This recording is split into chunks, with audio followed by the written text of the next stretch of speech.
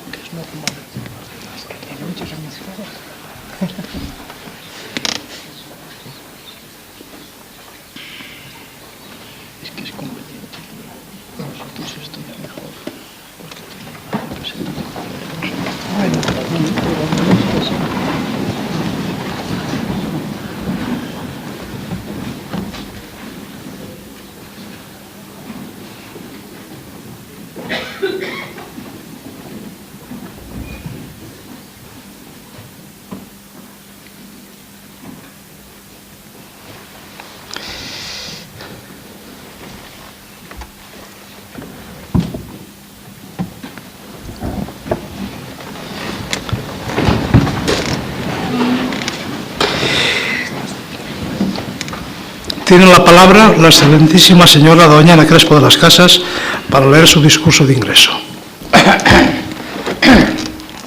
Excelentísimo señor presidente, excelentísimos académicas y académicos, excelentísimos señores y señoras, queridos amigos. Comienzo expresando un sincero agradecimiento a la Real Academia de Ciencias por haberme aceptado entre sus miembros, dignidad a la que nunca aspiré. Es un gran honor para mí, por la excelencia de esta institución, por la categoría de los académicos que la componen y porque entre ellos se encuentran algunos de los científicos que más respeto. Quiero expresar un especial agradecimiento a los académicos que tuvieron la deferencia de proponer mi candidatura y de apoyarla. Fueron Miguel Ángel Alario Franco, Juan Antonio Vera Franco y Francisco García Novo. Queridos amigos, espero saber honrar la medalla que recibo. Al profesor García Novo tengo además que agradecerle que haya querido aceptar el encargo de contestar a mi discurso por parte de la Real Academia. Lo que habla de mí en el suyo, que lo he leído, se lo agradezco mucho, aunque sé que es muy benevolente. Pero le agradezco también muchísimo que haya pergeñado un texto tan documentado y atractivo que estoy segura de que ustedes, cuando lo lean, lo disfrutarán tanto como yo. Por otro lado, estoy persuadida de que me recibirá con un brillante parlamento. Verán que no me equivoco. Cualquiera que haya podido escuchar al profesor García Novo en una conferencia tendría la misma certeza. Más gracias de antemano. Como este honor llega cuando uno está al final de su carrera, parece oportuno echar un vistazo atrás. Por eso me permitirán que haga ahora una inusualmente prolija enumeración de agradecimientos. Si hoy puedo estar aquí, supongo que se debe a razones diversas, genotípicas y de entorno. Mis padres facilitaron lo indispensable, eso parece claro. En la concurrida casa de la que procedo, ellos velaron para que hijas e hijos tuvieran igualdad de oportunidades. Entre los hermanos hubo un ambiente generoso y divertido de mucho afecto. Y eso también debió ser bueno. Para todos ellos, presentes y ausentes, mi agradecimiento. También mi vida laboral es la que ha sido gracias a que José Ramón, mi marido, y nuestro hijo Enrique aceptaron, incluso casi siempre con buen humor, mis priorizaciones profesionales y las no pocas aventuras a que éstas dieron lugar. Les agradezco eso y muchas cosas más. Ya en el capítulo profesional reconozco la participación y ayuda de instituciones y también de personas muy concretas. La de la Universidad Complutense de Madrid, en primer lugar. Ha sido un privilegio trabajar en una universidad a la que reconozco una gran rentabilidad social. De la Complutense puede además afirmarse que acumula una excelente producción científica y una gran cantidad de talento. Y también que contra viento y marea trate ahora de mantener todo ello en una situación muy difícil. La de la Facultad de Farmacia, donde he trabajado muchos años y donde cuento con compañeros de una impresionante talla científica, dentro y fuera del Departamento de Biología Vegetal. Expreso un especial agradecimiento al departamento mismo porque creo que es ejemplar. Allí se está cómodo y se trabaja bien. Eso se debe a la calidad humana de todos los integrantes. Debo también mucho y estoy muy agradecida a las personas que han intervenido en mi formación y en mi carrera científica. Entre ellas están Salvador Rivas Martínez, director de mi tesis doctoral. Él me enseñó y me ayudó generosamente y, entre otras cosas, me formó en algo indispensable para un naturalista, como es apreciar y observar el paisaje y trabajar rigurosamente en el campo. Entre mis compañeros, en diferentes épocas, quiero agradecer su ayuda a aquellos que creo han tenido el mayor impacto en mi profesión. Me refiero a Manuel Costa y a Jesús Isco. Y en el campo científico más cercano, a Eva Barreno, Leopoldo García Sancho, David Hawksworth, Paloma Cubas, Torsten Lumsch y Pradip Divakar. También he recibido mucho de varios otros colegas, entre los que incluyo a investigadores que se formaron o se están formando cerca de nosotros, Rosario Gavilán y Constantino Ruibal, que tanto me ayudan. Por último, me siento fuertemente deudora con los que fueron mis mayores en la apasionante empresa de la política científica, Javier Solana y Juan Rojo, maestros los dos en aspectos decisivos de mi formación. Y a los que también fueron mis compañeros en aquel fructífero proyecto compartido.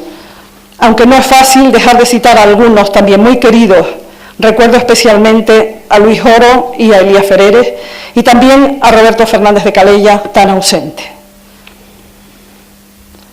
Recibo la medalla número 43 de esta Real Academia, la que llevó uno de esos amigos queridos e incondicionales, Santiago Castroviejo Bolívar. La medalla la estrenó él mismo en el 2004. Recoger su legado es un honor y es muy emocionante para mí. Tengo por delante el reto de acercarme a su huella en esta casa. Santiago Castroviejo fue un botánico muy respetado en el mundo científico internacional, Premio Nacional de Investigación, director por muchos años de un centro tan prestigioso como el Real Jardín Botánico de Madrid, y que logró iniciar, consolidar y casi terminar el gran proyecto de la flora ibérica.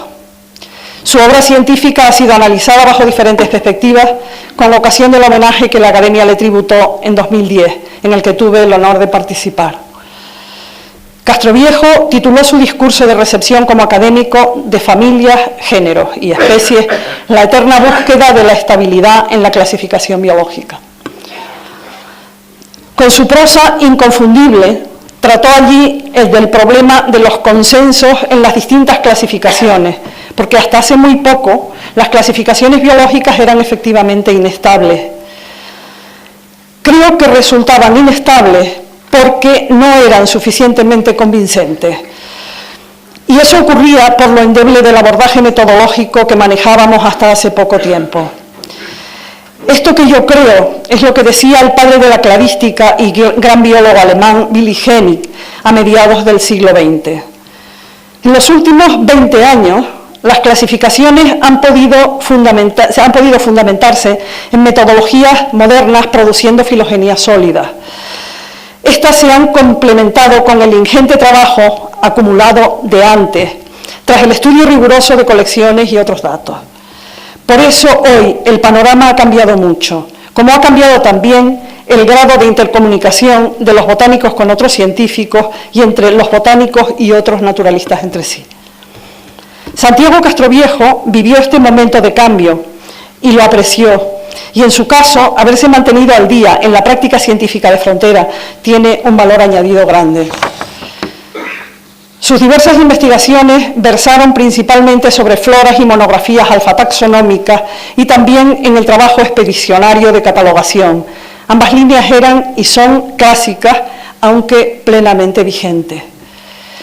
Con ello, ya habría cumplido un papel que yo diría histórico en la botánica española. Sin embargo, Santiago Castroviejo avanzó también en los espacios más fronterizos, abriendo camino a sus discípulos en campos de la más plena vanguardia. En su gestión amplia y diversa como experto internacional y también nacional, defendió siempre la ciencia de calidad. Su ideario estaba claro y él apostaba por recuperar en las grandes instituciones científicas de este país la mejor tradición de la botánica española, descriptiva y expedicionaria. Las reflexiones y discusiones sobre las tendencias y la actualidad de la ciencia botánica, sobre los avances metodológicos de la sistemática biológica y sobre la delimitación de la especie eran inevitables entre Santiago Castroviejo y yo. Y así continuó siendo hasta el final. Como quien cumple con un compromiso, hace meses pensé que el tema de mi discurso tenía que ser un tributo a Santiago Castroviejo. Por eso lo que trato hoy podría ser en parte continuar una conversación, desgraciadamente sin él. Sobre esta charla les informo que hablaré como máximo 35 minutos más. Primero, debo presentarme como investigadora diciendo que mi campo de acción se encuadra en el ámbito de la biología organísmica. Me intereso básicamente por el estudio de la evolución y de la filogenética de los organismos, aplicando los resultados a la sistemática. Me interesa mucho la especiación y la delimitación y reconocimiento de la especie, y no solo por ser esta la unidad en el estudio de la biodiversidad, sino también porque trabajo en el campo de la micología. En los hongos hay interesantes problemas relacionados con aspectos sistemáticos y existe una apremiante necesidad de reconocimiento de especies macro y microbiológicas. En la actualidad, la identificación eficiente de las especies fúngicas ha saltado con renovada fuerza a temas del ámbito de las prácticas forenses, de la salud comunitaria, de los hospitales, de la industria farmacéutica y de la alimentación. También, como no, a la agronomía y al medio ambiente. Y en ello influye el hecho de que ahora tengamos en sistemática herramientas que permiten identificar los hongos con mayor precisión, y a su vez la identificación está pudiendo resolver viejos y nuevos problemas. Mi investigación se ha concentrado en los líquenes, un grupo modelo en los estudios sobre simbiosis y en diferentes aspectos ambientales que no voy a enumerar. Solamente destaco en el campo de la ecología aplicada su singular utilidad como biomonitores, en particular biomonitores de la contaminación del aire. No puedo negar que aprecio mucho que se me considere liquenóloga, porque el concepto tiene arraigo en la mejor tradición naturalista. Dicho esto, creo que debo matizarlo. Por si resultase pedante, no me atrevo a decir que en la ciencia todo me interesa. Pero sí digo que nada en botánica es ajeno a mi curiosidad y, por supuesto, tampoco a mi ejercicio docente en la universidad. Para cerrar este capítulo, acudo a un acerto de Rousseau, escrito en la sexta de sus cartas elementales. Decía Rousseau: no es una nomenclatura del oro lo que se pretende adquirir con los estudios botánicos, sino una ciencia real, una de las ciencias más amables que se pueda cultivar. Y además, al amor robado por la botánica, Rousseau le atribuye un calmante efecto terapéutico, afirmando que ese estudio de la naturaleza debilita el gusto por las diversiones frívolas y previene el tumulto de las pasiones. Sintiéndome amparada en tan ilustre personaje, vuelvo a la botánica de nuestros días. Para valorar a lo que nos enfrentamos en los estudios sobre la biodiversidad, consideremos que las estimaciones comúnmente aceptadas cifran en 14 millones el número de especies de seres vivos existentes. La inmensa mayoría de ellos no han sido aún reconocidos.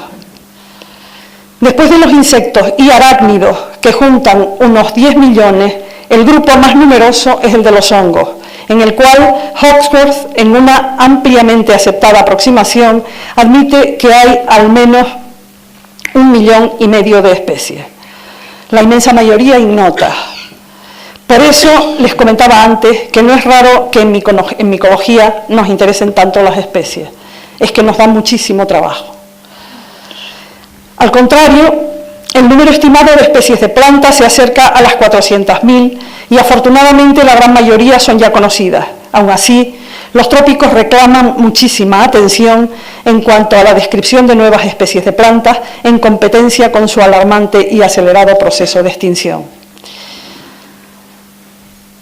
Para entrar ahora en el punto de la sistemática en sí, me serviré de Linneo. Linneo fue, como se sabe, un naturalista sueco nacido en 1707, casi justamente un siglo antes que Darwin. Dedicó su obra a nombrar a las especies conocidas pretendiendo una clasificación sistemática, predictiva, que facilitase la identificación. Conociendo su arraigo en la Universidad de Uppsala, que era en aquella época el bastión del escolasticismo más inmovilista, se entiende mejor el hecho de que él negara rotundamente la variabilidad de las especies cuando contemporáneos suyos ya la aceptaban y trataban de interpretarla en términos evolutivos. Sin embargo, escuchen, no ha habido botánico o zoólogo más grande, no ha habido nadie que haya escrito más libros, más correctamente y de forma más rigurosa a partir de su propia experiencia. Nadie hay que haya cambiado más profundamente toda una ciencia y que más claramente haya iniciado una nueva época. Ningún científico ha sido más citado que él en todo el mundo. Lo más sorprendente de esta descripción no es que se trate de todo un récord para el famoso índice H, sino que lo haya escrito el propio Linneo sobre sí mismo. Pero reconozcámoslo, todo cuanto afirma sobre el impacto de su obra es bastante exacto. Como también son acertados los criterios de evaluación que maneja. Pero el impacto de la obra de Linneo me da pie para referirles un dato anecdótico sobre su amplia penetración cultural en mi tierra allende los mares. A Linneo se le conocía y se le honraba en Canarias entre sus ilustrados. De ello da constancia la increíble oda que le dedica en su siglo de las luces el más grande ilustrado canario, José de Viera y Clavijo, titulada La boda de las plantas. En ella, con escrupulosa corrección, el brillante realejero, era de los Realejos en el norte de Tenerife, describe los rasgos fundamentales de la clasificación botánica de Linneo. Leo solo sus primeros versos. Los desposorios de la amable flora cantar en un vergel es mi deseo.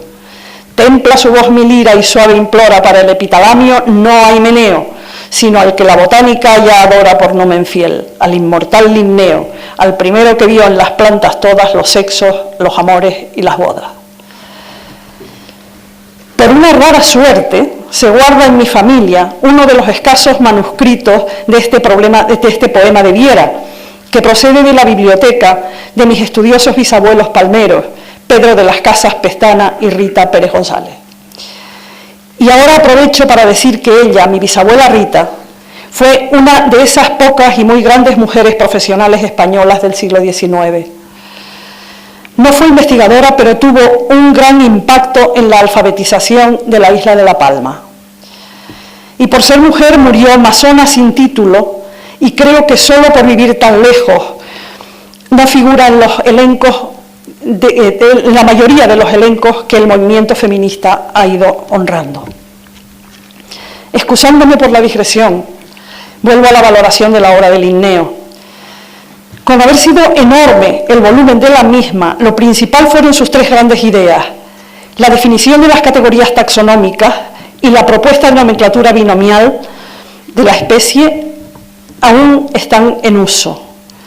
En cuanto a la tercera gran idea, que fue su clasificación sistemática basada en los caracteres sexuales, fue utilizada ampliamente hasta avanzado el siglo XX. Simplificando, puede decirse que es solo en los últimos 20 a 25 años, mucho más tarde de lo previsible, cuando se sustituye a Linneo y sus seguidores por la actual sistemática biológica. Hubo otras clasificaciones filogenéticas previas basadas en datos fenotípicos que fracasaron, pese a que metodológicamente estaban bien respaldadas por métodos bioestadísticos de base cladística. Pero los caracteres eran inadecuados. A Darwin se le incorpora realmente a la sistemática cuando las clasificaciones filogenéticas pueden basarse en caracteres sencillos y numerosos, como los que proporcionan las secuencias de ADN de ciertos marcadores genéticos.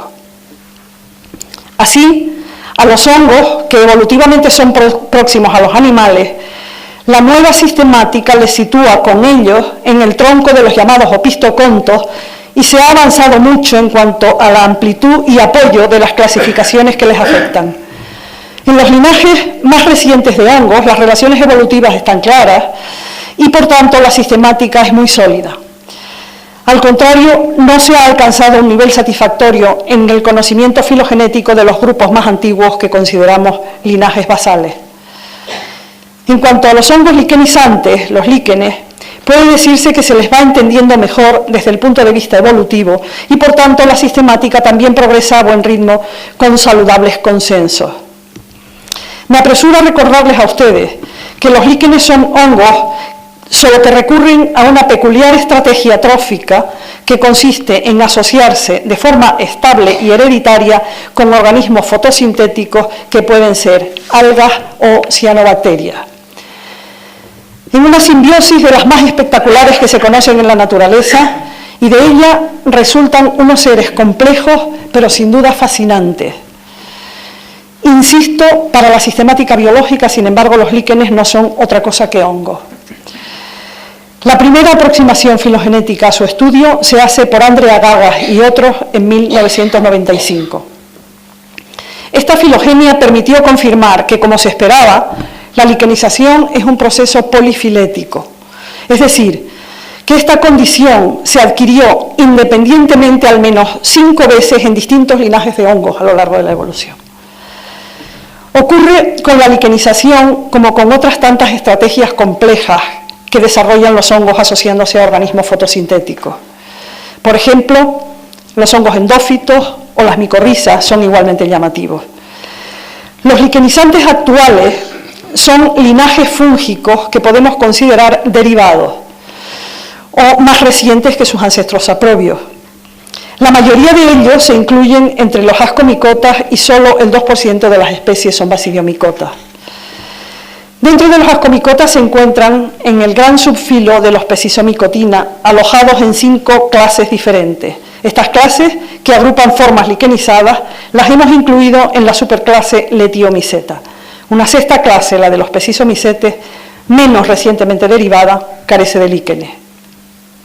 Solamente en la clase de los lecanoromycetes la liquenización es un carácter simplesiomórfico o ancestral. En las demás clases la liquenización, cuando se produce, es un carácter sinapomórfico o derivado.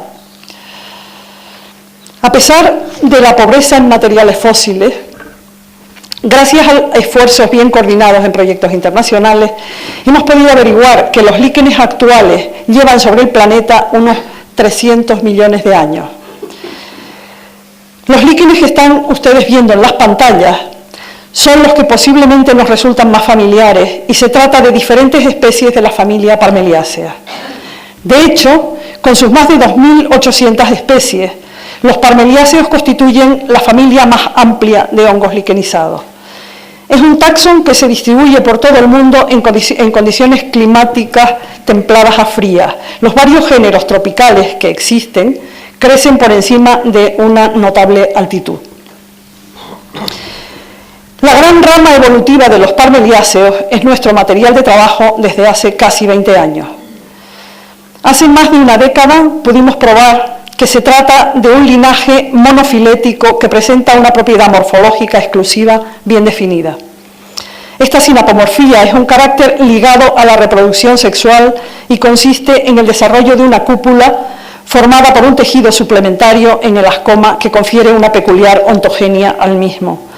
Ello debe proporcionar al organismo una cualidad biológica competitiva que ahora estamos estudiando desde diferentes perspectivas.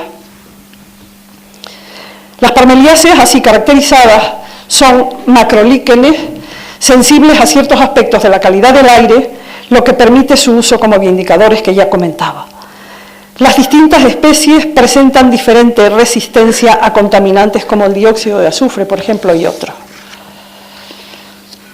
Por eso son bien conocidos los líquenes en los entornos urbanos de las grandes ciudades, donde viven en sus límites ecológicos. Por la rareza de los fósiles de líquenes, precisamente, la datación de los procesos de diversificación evolutiva de los linajes de hongos que liquenizan, se presentaba como un intrigante problema. Partiendo de los pocos fósiles disponibles y de un excepcional conocimiento del grupo, hace unos años nos lanzamos a trabajar, nosotros y otros, sobre esta línea. A principios del presente 2012, nuestro equipo de investigación pudo dar a conocer que el linaje de los grandes líquenes foliáceos, parmelioides, se diversificó no hace mucho tiempo, es decir, en torno al límite cretácico terciario, es decir, el llamado límite Kate, es decir, hace alrededor de 65 millones de años. Sus principales ramas se separaron hace entre 30 y 50 millones de años durante el Eoceno y el Oligoceno. La radiación a través de todo el planeta de los géneros o linajes menores de estos parmelioides se produjo en sucesivas condiciones de cambios climáticos a partir de hace no mucho más de 25 millones de años y se expandieron coincidiendo con el periodo de extensión de las condiciones climáticas más frías, secas y estacionales que se producen en los últimos 10 millones de años en el conjunto del planeta. Como curiosidad para los naturalistas interesados en el tema, señalo que hemos contrastado pulsos expansivos muy recientes, como por ejemplo el del género Parmelina, que parece ocurrir prácticamente en el mismo momento de la formación del ecosistema mediterráneo. Más aún, el género Canoparmelia es todavía más reciente, tanto como para haberse separado en el Plioceno, hace de 2 a 3 millones de años, cuando, por ejemplo, todavía no había aparecido la Isla del Hierro. Pero quien sí estaba emergiendo ya era el explosivo género Homo.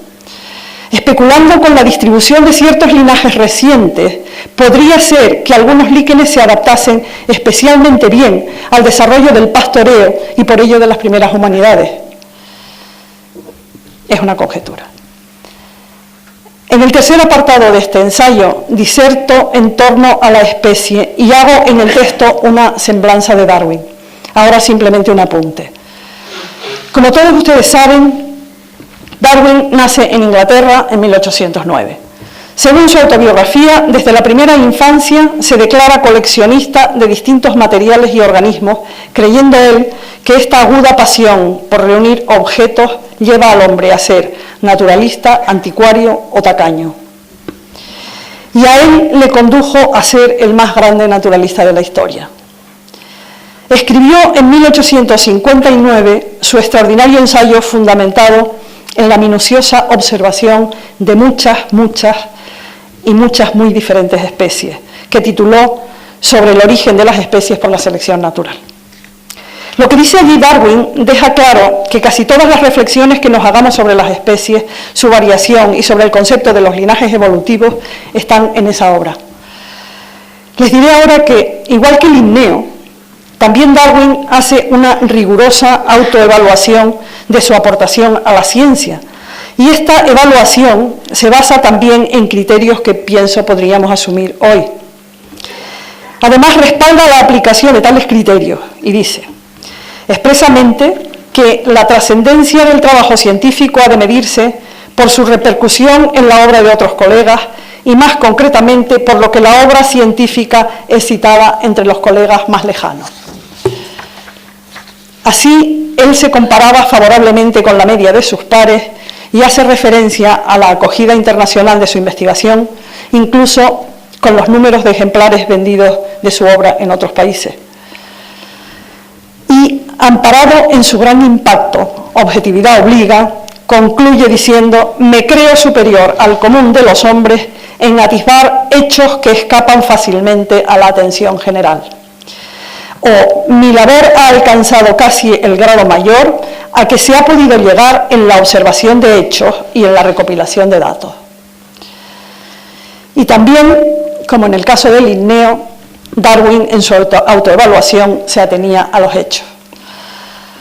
El impacto de este genial naturalista en la ciencia moderna ha sido soberbio, probablemente más general que el de Linneo, y por ello la gran idea de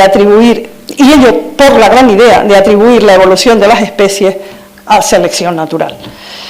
La teoría darwiniana es uno de los pilares fundamentales de la ciencia porque, como dijo Dobzhansky, nada en biología tiene sentido si no es a la luz de la evolución.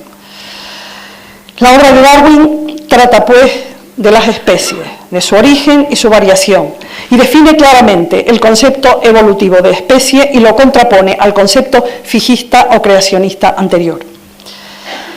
En el momento presente se asume, con otras palabras, prácticamente todo lo que él mantenía al respecto.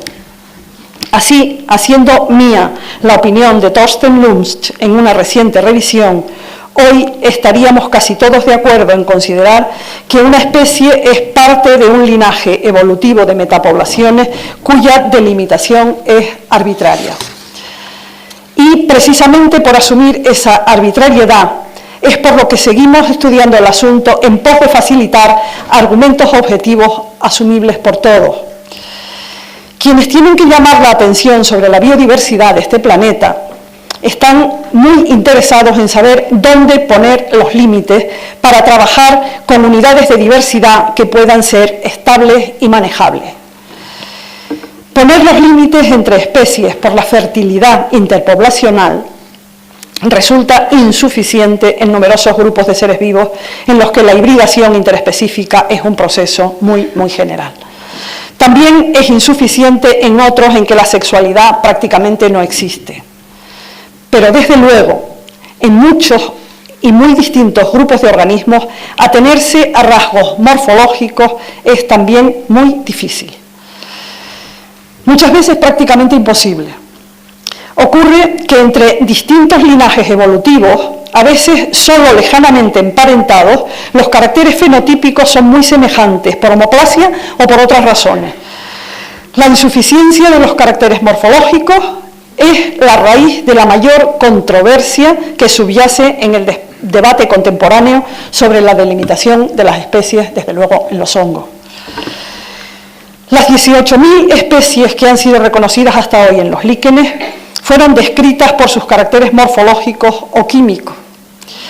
Hasta finales de los 90 no se aborda el análisis filogenético de ninguna de ellas.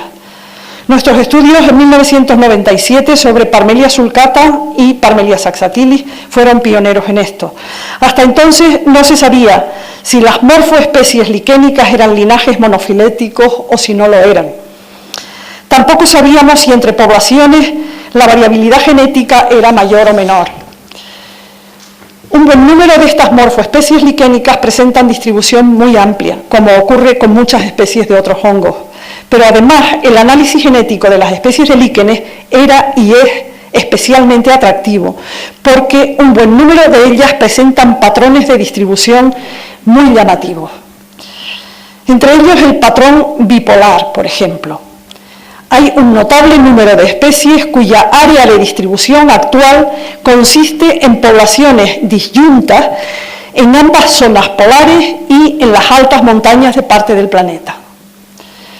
Al hacer el análisis de la variabilidad genética en el seno de especies de tan curiosa distribución geográfica, nos hemos encontrado con que efectivamente se puede confirmar que hay linajes y a veces especies como tal que responden a los patrones postulados.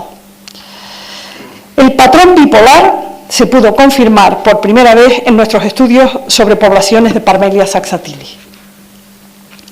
Así, los especímenes analizados de Parmelia saxatilis de ambos polos resultaron ser genéticamente muy parecidos, casi idénticos entre sí, y también muy para los marcadores utilizados, claro. También las muestras de la alta montaña estudiadas eran iguales entre sí e iguales a las polares. A partir de este resultado nos venimos planteando la incógnita apasionante de cuál podría ser el origen de tan singular distribución actual.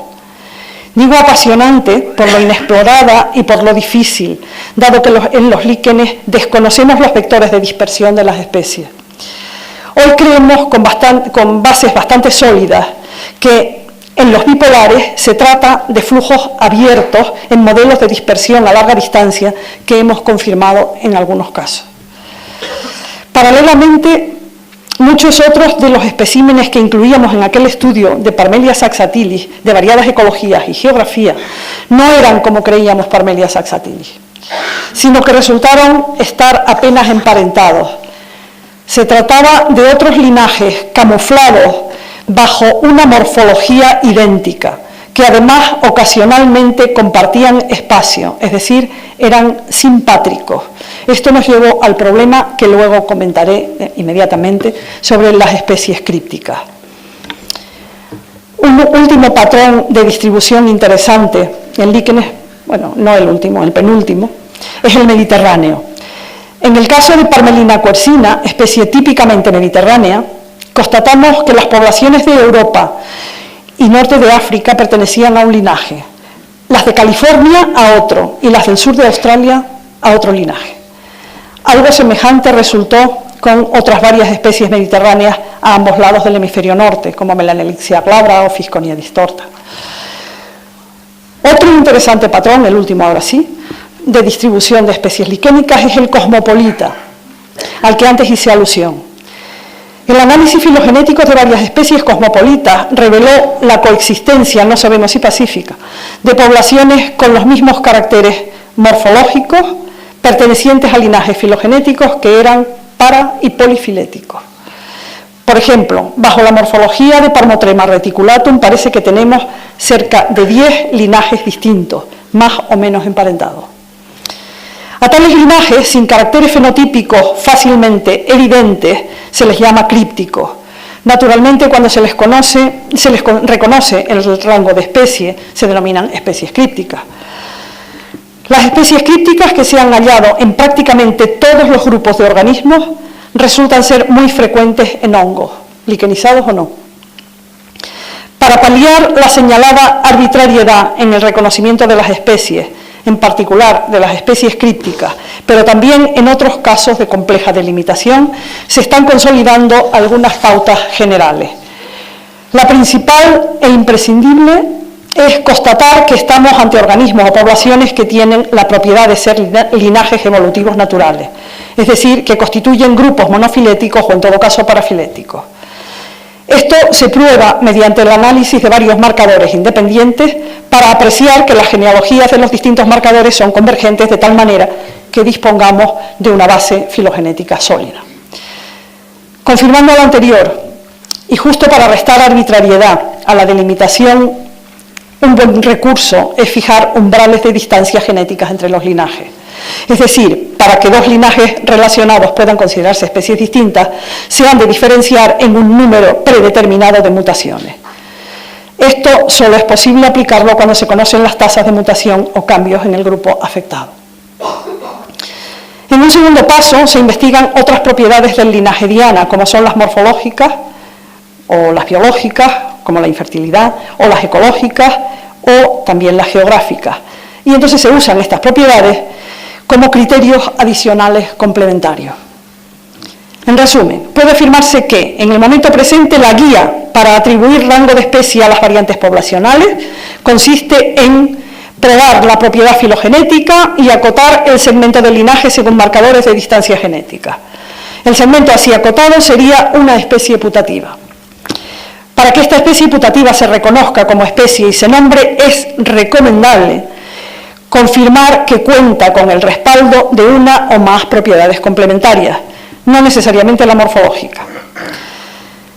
En el origen, Darwin decía, literalmente, que para delimitar las posibles especies, la única guía que parece apropiado seguir es la opinión de los naturalistas de sano juicio y amplia experiencia. Ustedes juzgarán si hemos avanzado algo sobre su propuesta. Yo creo que sí. Una vez que se ha reconocido y nombrado la especie, según las pautas señaladas, habrá varios marcadores moleculares, es decir, varias secuencias de ADN que podrán definirla. y estas estarán depositadas necesariamente en el banco de genes. Tales secuencias pueden funcionar como identificadores de la especie, ¿por qué no? El código de barras de ADN consiste en eso precisamente, en definir una o dos secuencias cortas de determinados marcadores que sean exclusivas de esa especie y que posteriormente irán, digamos, adosadas al nombre de la especie. Así, sin necesidad de disponer de un organismo completo, con un fragmento mínimo de un ser vivo, podremos identificar la especie por medio de su ADN. Y podemos hacerlo por un precio muy bajo y en pocas horas, rutinariamente, por parte de un técnico y no necesariamente requiriendo de un especialista para cada grupo biológico. Las numerosas experiencias y el importante grado de madurez del método en algunos grupos biológicos, por ejemplo, algunos grupos de animales, hace pensar que se trata de un camino más que prometedor y sin duda útil. Piensen ustedes en el interés de la identificación rápida, barata e inequívoca de parásitos, gérmenes o vectores de enfermedades, o en las plagas de cultivos o de masas forestales, o en los fraudes alimentarios o también en las propuestas para la conservación de especies. Veamos muy brevemente cómo se desarrolla el método. En primer lugar, hay que definir qué secuencias son los códigos marcadores más convenientes. Ya se ha visto que no es posible un único marcador para todos los grupos de organismos. Algunos que van muy bien en animales, como COX-1, van muy mal en los hongos. Los ITS, por ejemplo, van muy bien en ciertos hongos, pero no en todos, y así. Esto se va superando con mayor flexibilidad en las decisiones y en poco tiempo se contará con la implantación de una secuencia básica y alguna más complementaria para cada tipo de organismo. En segundo lugar, es precisa la estandarización y normalización de los protocolos experimentales y también en esto se progresa muy rápidamente. Les revelaré la dificultad que se señala reiteradamente entre los naturalistas expertos y lo haré pensando, cómo no, en mis colegas micólogos o liquenólogos. Suelen señalar que estimándose que conocemos menos del 10% de las especies, nuestros catálogos son muy incompletos y el banco de genes más incompleto aún. Esta perspectiva asusta si se piensa que no se puede etiquetar una especie que no ha sido previamente reconocida, catalogada y secuenciada para los marcadores fijados. Pero creo que no hay que plantear las cosas así. Esperar a reconocer todas las especies y haberlas catalogado todas no es desde luego el buen camino. Más bien estamos tirando por una opción pragmática, ir etiquetando adecuadamente lo que vaya interesando, abordando los problemas uno a uno, finitos y numerables, como bien decía el profesor Solana cuando estos se agolpaban en las mentes del Consejo de Universidades, uno a uno. Todas las especies hay que etiquetar, no todas las especies hay que etiquetarlas con la misma urgencia. Hay algunas cuya identificación es apremiante por su uso o por su necesidad inmediata. A estas es a las que tenemos que acudir prioritariamente, como ya se está haciendo. La coordinación internacional, aunque mejorable, está establecida y funciona. Pronto el método estará normalizado y tendrá una utilidad general. Eso pienso. Hasta aquí un resumen de mi discurso. Solo me resta ya confiar en que ustedes queden de acuerdo con Rousseau, es decir, que se hayan convencido de que los estudios botánicos no consisten en adquirir una nomenclatura del oro. A lo que no aspiro es a que compartan con él que el amor por la botánica tenga necesariamente que debilitar el gusto por las pasiones frívolas. Agradezco de verdad a toda su presencia, su amable atención. Muchas gracias, he dicho.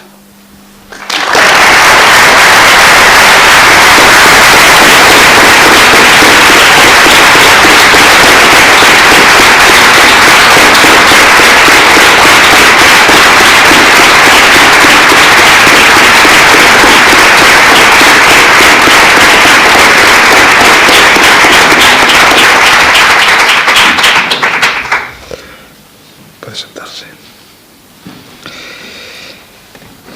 Tiene la palabra ahora el excelentísimo señor don Francisco García Novo para contestar a la señora Crespo de las Casas en nombre de la Academia.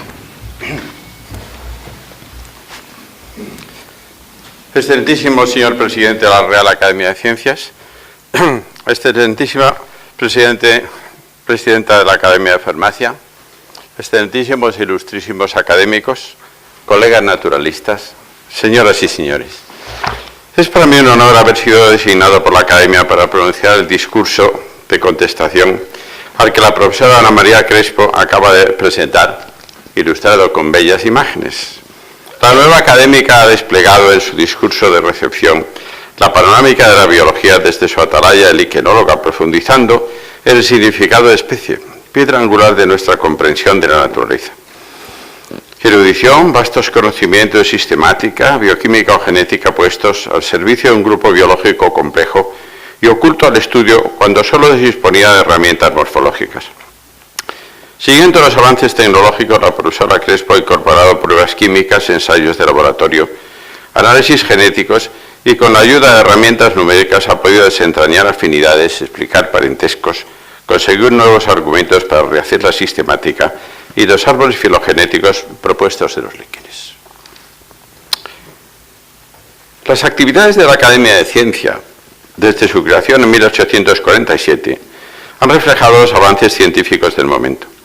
Los temas evolutivos fueron inicialmente rechazados en la institución, cuya primera respuesta en 1860, casi inmediata al origen de las especies de Darwin, fue el discurso de recepción del botánico Miguel Colmeiro, titulado Estabilidad de las especies vegetales, negando sus transformaciones. En el propio discurso de contestación, a cargo de Mariano de la Paz y Graels, argumenta el físico señalando la indudable identidad de la fauna contemporánea y la observada antiguamente por el hombre, afirmando solemnemente, desde el último diluvio, ningún tipo de nuevo de organismo. Esto era en 1861. Poco después, Joaquín María Castellano escribiría en 1880, la teoría evolucionista es la más feliz y luminosa de las ciencias naturales, casi exactamente como una de las expresiones que nos ha recordado nuestra nueva académica. Años más tarde, Justo Gozue, paleontólogo, en su discurso de recepción sobre conceptos y límites de la especie en el mundo orgánico, compara la escuela fijista con la darwinista y la marxista. Sucesivas contribuciones decantarán la opinión científica de la Academia, que paulatinamente incorpora las ideas de Darwin, celebrando en 1982 un simposio en su honor. Por otra parte, se comprueba que entre las numerosas publicaciones de la Casa escasean trabajos sobre líquenes y otras criptógamas, ya que la mayoría de los académicos que cultivaban la ciencia botánica habían trabajado en plantas fanerógamas.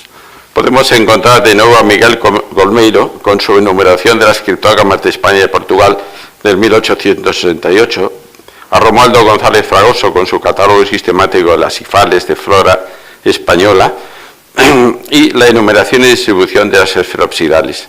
Luis María Unamuno, en el 1935, publicará en la enumeración y distribución geográfica de los ascomicetos conocidos en la península y en su discurso de recepción versará sobre algunas aplicaciones de la biología, de la micología, a diversas ramas de la ciencia y de la industria.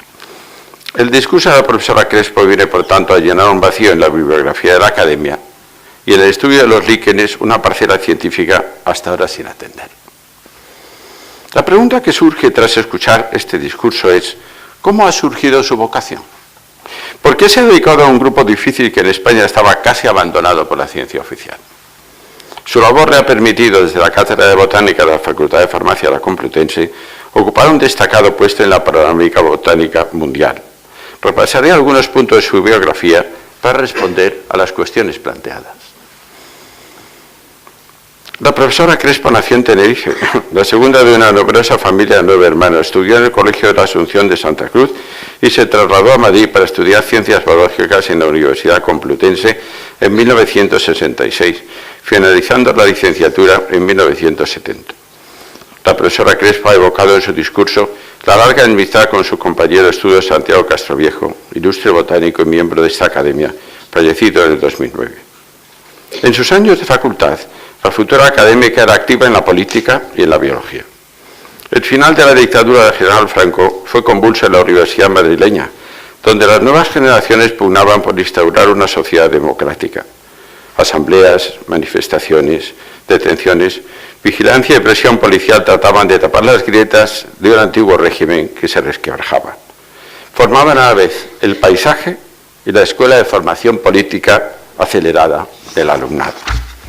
Las reuniones clandestinas, por el sabor de lo secreto, y el CECATE en la lucha política, atraían a la actividad universitaria y la ponían en contacto con los grupos que una década más tarde articularían la naciente democracia. Pero fiel a su vocación naturalista, aprovechaba la bióloga en ciernes las oportunidades para explorar la vegetación de nuevos territorios, buscar líquenes, herborizar, en compañía de su novio, el economista José Ramón Ruiz, y a bordo del infatigable 600. La pareja se casó en 1970. La profesora Crespo se inicia en la botánica y en los líquenes de la mano del profesor Salvador Rivas, académico supernumerario de esta casa, participando en las lecciones teóricas y prácticas del Departamento de Botánica de Farmacia en la Complutense.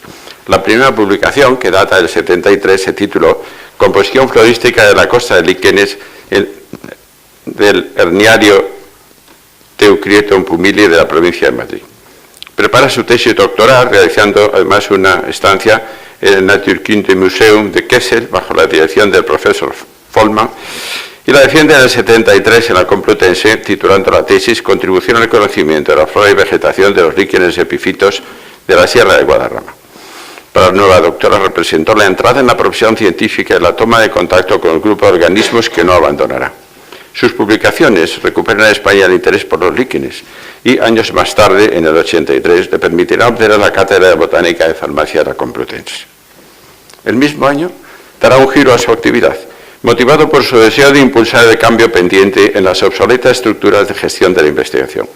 Juan Manuel Rojo Araminos, reciente académico electo de esta casa, la invita en 1983 a coordinar la biología de organismos y sistemas en la Comisión Asesora de Investigación Científica y Tecnológica, y en 1986 a ser directora de gabinete y más tarde directora de universidades e investigación. Era una labor tan necesaria como mal acogida al principio por la comunidad investigadora siempre conservadora. Lleva a cabo la normalización de los sistemas de evaluación y financiación de la ciencia y la evaluación temática del primer plan nacional y diseño de la implantación de la evaluación de actividad investigadora, los sexenios, como los conocemos, y el diseño y constitución de la Comisión Nacional Evaluadora de Actividad Investigadora. Gracias a estos pasos pioneros, la investigación encuentra un camino en la Administración. Se constituye como un objetivo generalizado del profesorado universitario, iniciando un movimiento ascendente que con los años ha ganado momento, elevando la producción y calidad de las publicaciones y los grupos científicos españoles. Una década dedicada a la actualización del sistema de ciencia tuvo como secuela el alejamiento de su actividad científica, que en el intervalo había desarrollado nuevos métodos moleculares que estaban revolucionando la taxonomía. En 1993, la profesora Crespo abandonó la política para recuperar su vocación académica, reintegrándose a la ciencia desde la base, en un esfuerzo de actualización que merece destacarse. Asiste a cursos de genética molecular en el Departamento de Genética de la Facultad de Biología. Posteriormente se especializa de 1995 al 96 en el International Mycological Institute en el Reino Unido. El nuevo arsenal metodológico lo aplica con éxito a los líquenes, presentando esos resultados internacionales, renovando genealogías y taxonomía de géneros y familias de líquenes, como sus queridas palmeliáceas.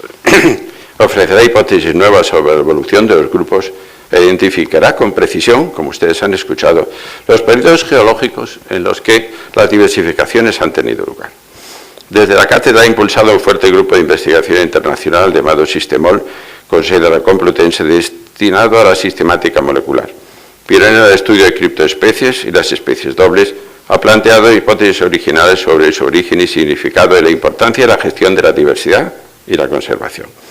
Actualmente colabora en el gran proyecto internacional de biodiversidad denominado DNA Barcoding, que aspira a disponer de un identificador molecular riguroso para detectar con una muestra pequeña cualquier organismo planetario.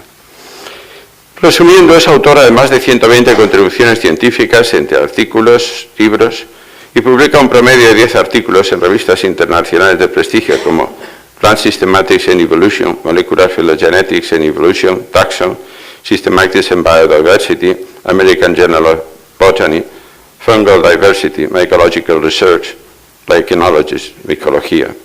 Ha dirigido 10 tesis doctorales, ha sido invitada a compartir conferencias o seminarios en centros de investigación de España, Alemania, Suecia, Italia, Estados Unidos, Perú, Japón. Los géneros Cresponea que esporrafis y 7 especies nuevas de líquenes y plantas vasculares le han sido dedicados por colegas. Desde 2005 es investigador asociado del Field Museum de Chicago, ha presidido la Sociedad Española de Liquenología de 2003 a 2008 y ha formado parte del Council de la International Association for Lichenology. Fue coordinadora general de la CNIAI para la evaluación científica de 2005 a 2008, donde antes había sido vocal, y presidenta del Comité Evaluador de Biología Organísmica y Geología de 2003 a 2005. Como científica quiero destacar que la recompensa más significativa ha sido la concesión de la medalla Akarius en 2012. La medalla fue creada por la Academia Sueca recordando a Erik Akarius, discípulo del Linneo y padre de la liquenología. Se entrega en los congresos de la Asociación Internacional de Liquenología, otorgándose anualmente 2. Supone el máximo reconocimiento internacional y nunca se había concedido a un investigador español. La profesora Crespo la recibió en el 7º Congreso, celebrado en Bangkok en este año. Ha sido elegida por la Academia en 2006 académica correspondiente y en 2010 académica electa numeraria, con la medalla número 43 impuesta en esta solemne sesión. Para terminar esta breve semblanza, me resta destacar su capacidad de trabajo, su entusiasmo, que ha quedado patente en el discurso, y su actitud positiva, desinteresada, que trata de impulsar proyectos, ayudar en los trabajos, sugerir experimentos o señalar pistas en la bibliografía. Estos rasgos explican las numerosas colaboraciones, su prestigio entre los liquenólogos mundiales y la solidez y producción científica de su equipo de investigación. Pasaré ahora al discurso que acabamos de disfrutar. La académica Crespo de las Casas ha anticipado ya en el título que su discurso se proponía recorrer el significado de especie, apoyándolo en 2 grandes pilares: el sistema nature de Carl Linneo y The Origin of Species de Charles Darwin. Acertadamente ha presentado el esfuerzo linneano como un intento racionalista extremo de tomar posesión de cuantos elementos ofrece el planeta, dándoles nombre, creando el sistema nature per regna trie nature, ambición desmesurada para la época que carecía de bases científicas suficientes y donde las expediciones solo habían alcanzado una parte de los océanos y continentes. El esfuerzo de Linneo evoca para la naturaleza al de la Enciclopédie de Diderot y d'Alembert, que se publica un poco más tarde. En ambos casos la razón organiza el conocimiento del mundo natural o social, catalogándolo, haciéndolo comprensible, editándolo. El método lineal de identificar caracteres estables que permitan separar grupos por sucesivos niveles de división, especies, géneros, órdenes, clases, lo aplica a todos los organismos. Representó un paso fundamental. Primero en las plantas, más tarde en los animales. Él alcanza también a los minerales. Como indica la profesora Crespo, la selección de caracteres florales interpretados como órganos reproductores ofreció un método excelente y situó a las plantas en otra perspectiva. Sin embargo, los resultados eran heterogéneos, creando grupos más coherentes en animales que en plantas, y dentro de estas muy variables según las clases. La ventaja de la nueva taxonomía binaria era indudable, facilitando identificaciones precisas y con ella la creación de floras y faunas o la descripción segura de especies nuevas. Pero a la vez dejaba en la oscuridad aquellos grupos cuyos caracteres morfológicos eran menos patentes o estables. Linneo a las plantas sin flores aparentes, ocultas, las denomina criptógamas, creando un heterogéneo conjunto que inicialmente reunía líquenes, hongos, algas, helechos y otros vegetales muy sugerentes. En sucesivas ediciones, el grupo criptogámico se desmembra, pero líquenes y algas necesitarán el esfuerzo de Erik Akarius, ya mencionado, para interpretarlos y aportar su taxonomía. El propio Linneo, a medida que multiplica las descripciones, vacila y modifica sus grupos anteriores, mejorando las clasificaciones. Y por este motivo, lo que en principio era una pequeña publicación de pocas páginas, acaba siendo un enorme volumen de 3.000. Y también es de notar que las ediciones del Sistema Nature llevan como subtítulo el de reformata o amendata. El propio autor mejora su trabajo en una tarea interminable.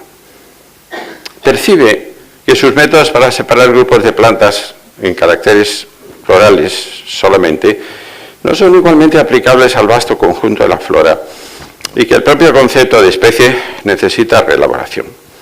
Al desarrollar su obra y difundirse mundialmente surgen cuestiones de mayor calado. ¿La semejanza entre especies entraña parentesco? ¿Cuál podría ser el mecanismo del parentesco? Inicialmente Linneo postula que las especies son de origen divino e invariables, en un famoso aforismo latino. Especies tot sunt, quod diversas formas ab initio produxit infinitus ens. Pero resultaba teológicamente inabordable la obsesión divina con algunos grupos en los que multiplicaba inmensamente el número de especies con pocas diferencias, como sucede en dípteros, coleópteros o compuestas, dejando otros grupos apenas representados. El reconocimiento morfológico de las especies se hacía casi imposible en los géneros cuyos caracteres variaban imperceptiblemente, y los híbridos naturales o artificiales establecían puentes entre las especies. Al final de su fecunda vida, Linneo aceptó el parentesco entre las especies del género, reservando para estos el movimiento creador. Ordenado y etiquetado el mundo viviente, la cuestión planteada de mayor calado era el parentesco y el paso de unas formas a otras en plantas y animales. Georges Cuvier llamará la atención sobre la anatomía de los animales, que obedece a patrones reconocibles relacionados con el modo de vida, el medio, la alimentación. Interpreta la morfología a la luz de los agentes del medio físico y las otras especies que entran en relación. Casi cualquier órgano le permite identificar a un animal, a su especie, lo que no sucede en las plantas, donde solo algunos órganos, como flores y frutos, permiten una identificación exacta. Desde un profundo conocimiento de la botánica y la zoología, Jean-Baptiste Lamarck plantea el acoplamiento al medio, la adaptación como motor dinámico, incorporando la idea del cambio adaptativo de las especies. Inicialmente el fijismo y el prestigio de Cuvier lo relegan, pero sus ideas acabarán por encontrar una nueva presentación y el apoyo de un mecanismo plausible con el origen de las especies. Desde la obra de Darwin en 1859, las especies representan el resultado de un proceso histórico de divergencia, selección y extinción, originado del azar y filtrado por la supervivencia, que rehace a la biosfera cambiando los actores en cada intervalo. Como elegantemente escribe la profesora Crespo, la especie morfológica con Linneo pasa con Darwin a ser especie evolutiva. Sus caracteres son fruto de la selección y muestran parentesco e innovación en una proporción variable con los avatares de cada grupo. Esta concepción nueva y dinámica explicaba las dificultades del método linneano para fijar un conjunto cerrado de caracteres que permitiera clasificar toda la variedad. Un conjunto así no era posible. La evolución explicaba mucho mejor los cambios en las floras y en las faunas que la paleontología muestra y, junto con el movimiento de las placas litosféricas y el cambio de los climas, explica el reparto geográfico que encontramos hoy en las formas biológicas. Los esfuerzos de los taxónomos se reorientan desde entonces a interpretar parentescos y establecer grupos taxonómicos naturales de base evolutiva. La profesora Crespo, situada durante décadas en la frontera de la taxonomía genética, ha seguido impulsando el proceso, persiguiendo el devenir evolutivo. Con la ayuda de pruebas genéticas ha descubierto que en los clados, en los líquenes, pueden aparecer y desaparecer los caracteres varias veces y repetirse en líneas paralelas sin que se encuentren emparentadas o converger en morfologías engañosamente iguales desde órganos inicialmente diferentes. Todo sucede, como recordaba Heráclito en su célebre Panta Rei, todo fluye. El devenir evolutivo tiene lugar sobre un marco cambiante planetario que lo hace derivar sutilmente o lo enfrenta a cataclismos que extinguen en pocos años puede ser una parte de los grupos biológicos. Es un ensayo continuo y, como ya Darwin observaba, casi cualquier especie podría reproducirse hasta cubrir la Tierra siendo favorables las condiciones. El retoque genético, el intercambio, la colonización son tan propias de las especies como sus caracteres morfológicos y fisiológicos. La selección actúa constantemente, pero sin dirección. La acumulación de episodios puede marcar finalmente una tendencia resultante, pero no existiendo plan Cada población, interactuando con su entorno, soporta su microselección, que le hace derivar alejándose de otras, y si el aislamiento lo permite, la conduce a una entidad diferente, pudiendo desembocar en microespecies, que la profesora Crespo ha documentado en líquenes, pero también se encuentra en todos los grupos estudiados: artrópodos, moluscos, invertebrados, peces, etc. Ni la especie morfológica ni la especie evolutiva bastan para recoger la variabilidad de las formas vivas, porque los organismos estamos enlazados en red. La vida de los individuos, el mantenimiento de las poblaciones, la existencia de comunidades, se desenvuelve en interacción con el medio y con otros organismos. La evolución se ha producido dentro de redes que se han modificado con los organismos de sus nodos. Los líquenes, estrecha asociación de hongos con algunas algas o algas azules, son el ejemplo arquetípico de asociación, pero ni el único ni el más importante.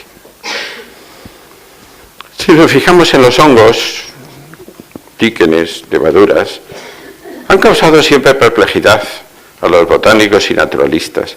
Presentan una extrema variedad morfológica, de localización, están frecuentemente asociados a otros organismos. Los naturalistas identificaron pronto las esporas, sospechando su papel, pero no es fácil hacerlas germinar. Y el resultado solo produce unos delgados filamentos, las hifas, que al microscopio aparecen como tubos incoloros de paredes finitas. La trama y naturaleza de las hifas y su geometría permite, junto al contenido y coloración, una clasificación morfológica y identificar el número enorme de los organismos de los que nos han hablado, unas 300.000 especies descritas y por lo menos 1 millón o 1,5 millones esperando reconocimiento.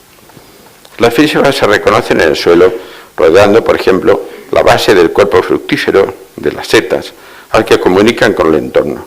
Cuesta sospechar que esta fina red casi inaparente, el micelio, forma en realidad el cuerpo principal del hongo, siendo capaz de movilizar en horas o días la gran cantidad de proteínas y polisacáridos que constituyen la fructificación. La red permanece oculta a la vista no solo por ser subterránea, sino porque es poco aparente, es dinámica en el tiempo y agregada en el espacio. Una red de conexiones que tiene semejanza a las redes informáticas, en las que finos hilos de fibra de vidrio transmiten impulso. Las hifas de los hongos soportan redes funcionales muy estructuradas, capaces de movilizar moléculas ricas en energía, aminoácidos y péptidos, y moléculas de metabolismo secundario que suponen también un amplio código de señales. Con las estaciones o durante las fases favorables, esta red se multiplica y crea sorprendentes terminales, como la seta, que sirven para la reproducción y la liberación masiva de esporas. Las esporas son diminutos organismos resistentes, cápsulas del tiempo, de tamaño extremadamente pequeño y un peso tan reducido que pueden dispersarse por la atmósfera como polvo orgánico. Es un polvo informatizado, donde permanece codificada la posibilidad de formar nuevas redes y en ellas rehacer el procesado de señales con instrucciones para inicio, desarrollo y conexionado de la red. Necesitan las esporas contar con un blindaje para defenderlas de la sequedad, el frío, el calor, manteniendo a la vez un sensor que informe de las condiciones favorables o desfavorables del entorno. La exigencia de condiciones implica mayor dificultad para encontrar un lugar adecuado que solo el azar puede ofrecer. La baja probabilidad de éxito resuelta con una producción masiva que multiplica los esporangios y con ello una producción de esporas que llega a alcanzar cifras de muchos múltiplos de millones. Las setas y hongos, las fructificaciones, son la interfaz temporal, la puerta al futuro. Constituyen la opción para trasladar el banco de información reunida hasta el presente por la evolución, subiéndola a la flecha del tiempo para insertarla en el porvenir, dibujando otra trama en la vida futura. El micelio, las hifas funcionales, son la interfaz espacial, la trama del presente. Constituye la arquitectura ecológica que intercambia señales y materiales con el medio y los seres vivos, que regula los nuevos volúmenes de suelo o troncos de poblaciones a explorar, abandonando los agotados o peligrosos, que ahonda en el presente buscando recursos y es capaz de movilizarlos en puntos estratégicos, preparando la fructificación que vencerá el tiempo. Este juego en el espacio y en el tiempo se ha mantenido mientras la dinámica de la corteza terrestre abría océanos, rehacía continentes, el clima manipulaba las teselas ambientales que han servido de marco evolutivo. Porque los hongos son un antiguo grupo que ha ensayado estrategias de supervivencia en casi todos los ambientes y en ellos ha sido capaces de asimilar a los grupos biológicos nuevos que la evolución ha ido insertando. Cada paso ha supuesto una oportunidad. Restos de plantas, de animales, aparición de vegetación terrestre, aparición de vegetación leñosa, de flores, de polinizadores. Con los nuevos organismos los hongos han renovado sus tratados biológicos, unos coronados por el éxito cerrando tramas amistosas, mutualistas, otros antagonistas iniciando confrontaciones que pueden extenderse durante millones de años. La profesora Crespo explica en su discurso los pasos que permitieron a algunos grupos de hongos y algas, o cianobacterias, construir líquenes. Se trataba de organismos terrestres enteramente nuevos, capaces de soportar la desecación, aprovechar la rehidratación y realizar fotosíntesis en los pequeños intervalos favorables. Alga y hongo mantenían su capacidad para reproducirse por separado y volver a reconstruirse en otro lugar. Las plantas terrestres que evolucionaron primero en criptógamas simples y después como plantas vasculares en un medio ambiente favorable formado por el suelo, han establecido un sistema para extraer agua y sobrevivir a la seca atmósfera terrestre. Las micorrizas son órganos duales donde los hongos se han insertado junto a las plantas. Las hifas otorgan a las micorrizas, otorgan a las micorrizas su funcionalidad en varios aspectos. Aumenta la superficie de absorción de las raíces, facilitan la entrada del agua, facilita la entrada de iones, sales y compuestos orgánicos. Con toda probabilidad, las hifas son además capaces de degradar compuestos del suelo que las raíces no podrían incorporar, por un efecto multiplicador de la superficie absorbente y la eficiencia de las permeasas para la planta, lo cual supone una gran ventaja funcional. Y el hongo recibe, en compensación, compuestos carbonados y vitaminas para desarrollar su micelio. Este es un modelo mutualista que se han enriquecido después con otras funciones. Por tratarse de una red, el papel de las hifas es importante en el suelo, si bien comprendido todavía de forma imperfecta. Conectan pies de plantas entre sí y con pies de otras especies sin provocar reacciones de rechazos. La red fúngica realiza transporte de nutrientes y de señales químicas entre pies de plantas. Puede comportarse como un estabilizador de la comunidad, compensando desequilibrios. Para su implantación, las plántulas se benefician de la red de micorrizas del suelo, que actúa como un vivero, transfiriendo agua o nutrientes en las primeras fases de desarrollo. El efecto protector del arbolado puede ser predominante a partir de la red de micorrizas, con un efecto de facilitación de las plantas a la nueva plántula que trata de implantarse. La red se comporta como un reservorio de hongos para sucesivos episodios. Si el suelo fuera transparente, podríamos ver la densa red de hifas que los comunica. El hongo se aproxima a la raíz y la recubre o alcanza su interior. Y la respuesta no es solo fisiológica y protectiva, sino epigenética y constructiva, expresando genes que permiten la creación de nuevos órganos de interfaz o la penetración de las hifas al interior de las células para favorecer los intercambios entre planta y hongo. El bucle mutualista se refuerza cuando las dos especies obtienen ventajas. Es obvio en el caso descrito. Mayores nutrientes y agua para la planta, mayores suministros carbonados para el hongo. Y le permite aumentar la producción. Para el hongo, el mayor suministro de fotosintatos supone más energía y materiales, impulso a la expansión. La funcionalidad de las micorrizas puede inducir en el vegetal una reducción de las reservas y facilitar mucho las condiciones de su supervivencia. El mutualismo, más que la struggle for life darwiniana, explica el funcionamiento de la evolución de la biosfera y soporta su amplia diversidad.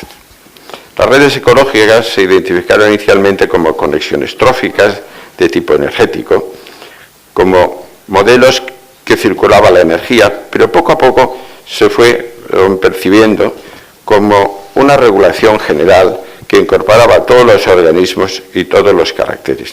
Actualmente los mecanismos regulatorios, ascendentes y descendentes, su funcionamiento, los modelos que los soportan, constituyen una punta de lanza de la investigación ecológica. Pero sobre todo ponen de manifiesto que ninguna especie prácticamente se puede considerar aislada. Las estirpes evolutivas reproducen el legado genético de los descendientes con pocos cambios, cierto. Los biólogos moleculares subrayan esta autonomía individual basada en el gran caudal informativo y la maquinaria bioquímica, pero pasan por alto que son necesarias condiciones precisas del entorno y que la mayoría de los organismos requieren incorporar materiales orgánicos, no sobreviviendo en un medio exclusivamente mineral. Las interacciones entre organismos evidencian otro requerimiento esencial, la existencia en un entorno cercano de formas vivas funcionales.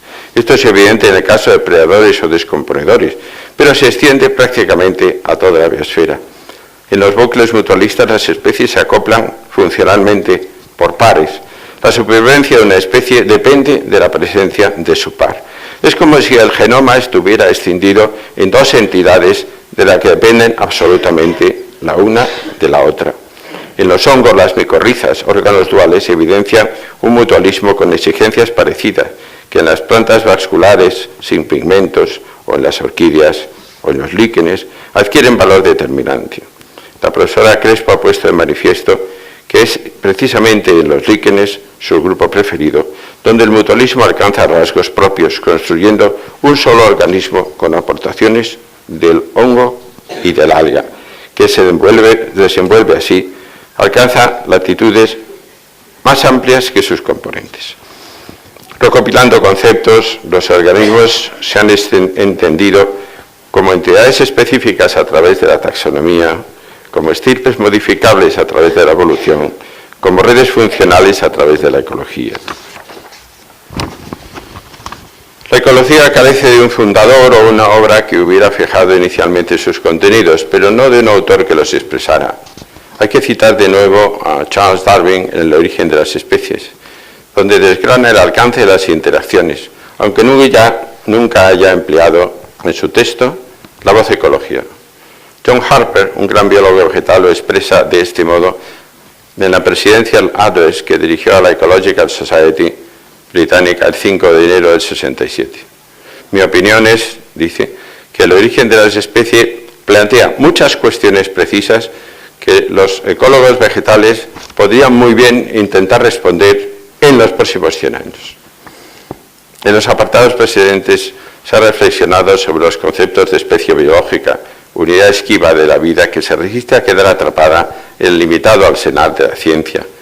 Al final del origen de las especies, Darwin describe en palabras elocuentes el banco de un río como un hermoso ejemplo de las redes que anudan a la biosfera.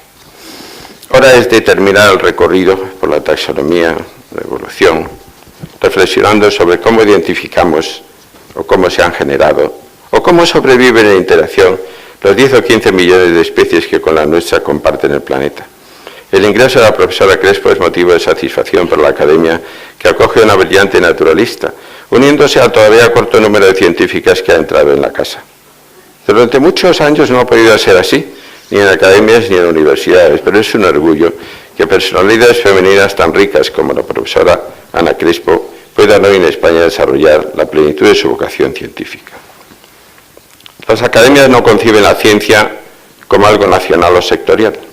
Aspiran al debate global explorando los límites del conocimiento. En la actualidad tienen ante sí una tarea de reformular el crecimiento social de modo compatible con una biosfera limitada. Las academias, la de ciencia y las restantes, deben acometer esta revisión del pensamiento occidental en su concepción de la biosfera como una fuente de recursos compartida. Y el fundamento ético de nuestra cultura tecnológica ha quedado anclado en antiguos niveles culturales, cuando las posibilidades de acceso a la energía y los materiales eran una pequeña fracción de los actuales, y el planeta se veía poco alterado por la actividad humana. La revisión necesaria cuenta ahora con una ciencia capaz de generalizaciones sobre materia y energía u organización, y una tecnología capaz de encontrar soluciones que iluminen el futuro. La población humana creciente necesita mejorar sus expectativas de vida, alcanzando el equilibrio con su entorno que, al degradarse, borra la esperanza en las comunidades humanas postergadas. Las grandes cuestiones, quiénes somos, de dónde venimos, a dónde vamos, deben ser reformuladas y resueltas en una clave global, global en lo conceptual y global en lo humano, abriendo horizontes a una sociedad poderosa en tecnología, pero pobre en orientación y conocimiento. Las academias poseen el legado del conocimiento en su forma dinámica, incorporado en el colegio de sus académicos, dispuesto para combatirlo. Tomando la cita de François Jacob, el gran peligro actual para la humanidad n'est pas le développement de la connaissance, c'est l'ignorance. Profesora Crespo, muchos quehaceres interesantes le esperan en la casa, que aguarda con interés sus propuestas y sugerencias. La tarea es apasionante pero difícil. Más ahora durante la contracción presupuestaria que amenaza el desenvolvimiento de la investigación y la continuidad en nuestro país de las nuevas generaciones de científicos que aspiran a traspasar los límites del conocimiento con sus aportaciones. Pero afortunadamente, la académica que haya sido recibida posee, junto a su elevada cualificación científica y amplia experiencia, para sortear estos tiempos de penuria, porque no en vano ha trabajado en la administración del Estado y en la universidad, cuyos fondos son tradicionalmente escasos e invariablemente llegan con retraso. Excelentísima señora doña Ana María Crespo de las Casas, sed bienvenida a la Real Academia de Ciencias Exactas, Físicas y Naturales. He dicho.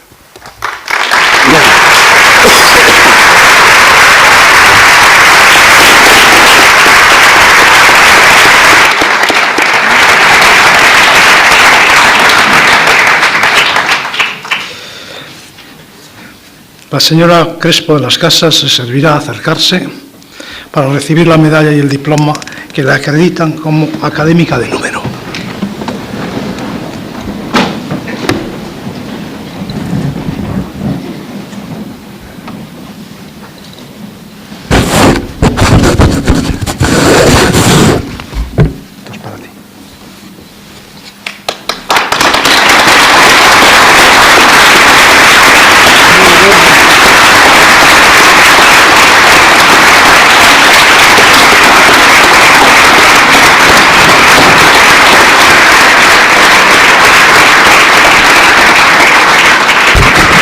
La excelentísima señora doña Ana Crespo de las Casas se sentará entre sus compañeros en señal de toma de posesión.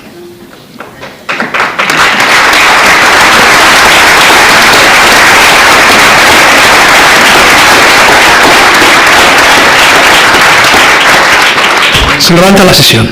Gracias.